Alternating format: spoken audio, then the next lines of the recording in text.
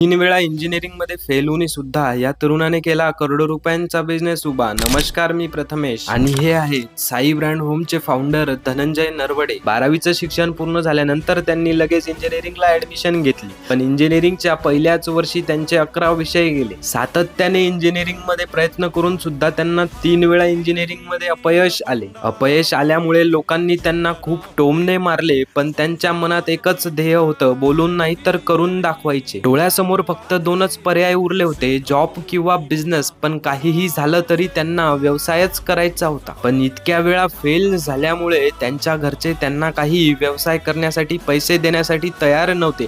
कसेबसे व्याजाने पैसे जमवून धनंजय दादाने त्यांच्या मित्रासोबत एक कपड्याचे शॉप टाकले, पण त्यातही त्यांना अपयश आले आणि मित्राने सुद्धा साथ सोडली. या सर्व गोष्टींना मात देऊन आज महाराष्ट्रामध्ये 45हून अधिक जास्त साई ब्रँड होमच्या शाखा आहेत.